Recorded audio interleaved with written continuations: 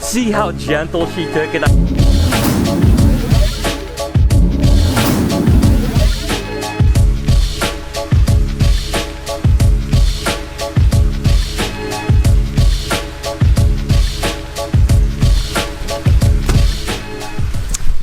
Alright, so welcome to the vlog. I think you guys know how the vlog is going to start. That's right, I'm going to feed some of the big snake. Daisy is actually in shed right now, but we have a handful of rabbits out, so we're going to fit it. And before you guys get too bummed out, listen, I am an animal lover, and I love rabbits. You see that Jessica brings her pet rabbits in. I used to have some pet rabbits, so I love them. And listen, I don't take any joy about feeding frozen rabbits off, but unfortunately my snakes have to eat, and I love them. And look at how amazing Lucy looks right now. She is just so gorgeous, and she deserves to eat. So I've got a couple rabbits for her thawing. We'll go ahead and feed her. We'll feed a few of the other normal animals I normally do, but I have some other things going on today as well. So let's go ahead and just see Lucy eat.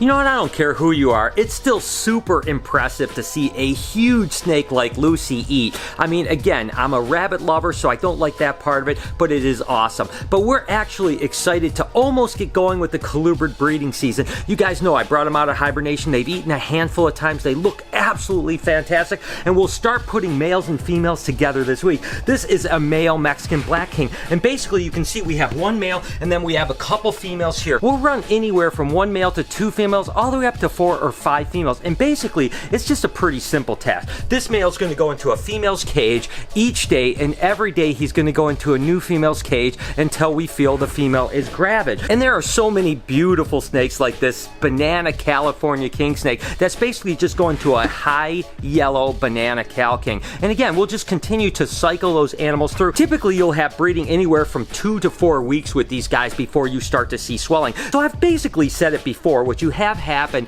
is these animals come out of hibernation. They go through what they call a follicle shed, which is basically like, all right, I'm going to shed out. This is time for me to start eating. I'm going to start growing follicles. And that's when you want to start putting males and females together, which is where we're at right now. This is just an albino Nelson's milk snake. And that's the thing I love about Colubrid snakes. There's so many beautiful animals, and I can't wait to see the process. Again, you start putting them together. Within 2 or 3 weeks, you start to see things starting to swell up, and it gets super exciting because you start thinking, oh my gosh, we're so close to eggs. This, of course, is a scaleless Texas rat snake that isn't one of the super colorful ones, but I still think they're all absolutely fantastic. And she's going to be being bred to this gorgeous snake right here. And you can see that that red color is going to be something that's polygenic and hopefully pass on to some of the babies. Back to big snake feeding. Let's see if Sunrise is going to eat for us today. Come on, girl. You want to eat? You want to eat, girl? There you go, girl. There you go, sweetheart. There you go. There you go, sweetheart. Good job. All right, I love it. She actually skipped the last 2 weeks of feeding, so I was kind of going like, oh, come on, I want you to keep growing. And she took a nice big rabbit here. That's going to be a really good meal for her. How awesome is that?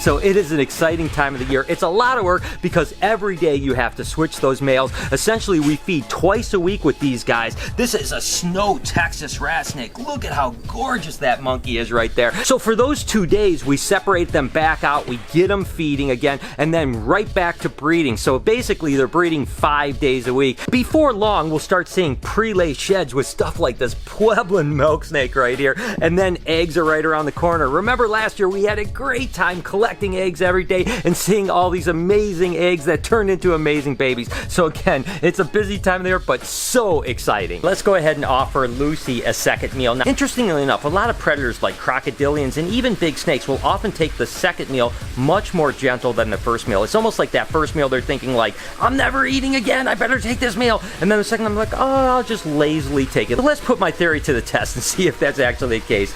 Lucy, you want another one, sweetheart? You want another one? There you go, sweetie. Go ahead.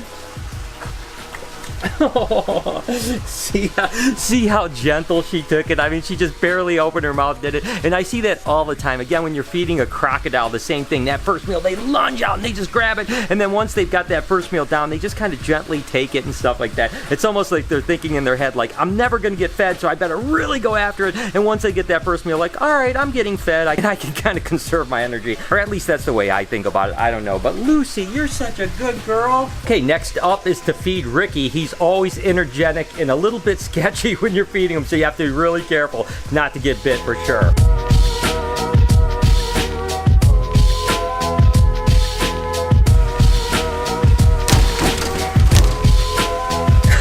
Again, it always gets your heart rate up whenever you feed Ricky. I mean, it is absolutely incredible. What a great snake, but he loves to eat. It's been a couple weeks since I've really updated you on Next Door Zoo. So what do you say we head over there and take a look? And I'm not gonna lie, it hasn't changed much in the last couple weeks because really the majority of the work that I'm doing is all up in my head and on paper, trying to get everything planned out really good. But I think as early as this coming week or the very start of the following week, we're gonna start getting some cages in. Actually, we're gonna use some of the skyscrapers from ZoomEd, and ZoomEd was nice enough to send me a whole bunch of stuff just as a donation, just to kind of help the zoo out, which is absolutely amazing. So thank you so much, ZoomEd. Then this coming weekend, remember that place I visited down in Texas, that really cool rock place? That guy is going to come up and visit, and he's going to be doing all of the backdrops for not only inside the enclosures, and hopefully we're going to have a whole bunch of rock fixtures all across the whole thing, so when you walk in here, you feel like you're walking into a cave or a rainforest or something crazy like that. So although things don't seem to be moving along quickly at all over here, the truth is things are moving along pretty quickly. It's just that the planning phase is the biggest part. That's not only the planning of the cages, it's the electrical, it's the plumbing, it's the city, it's all kinds of different things. There's a million moving parts going on, and trust me, I am completely committed to it.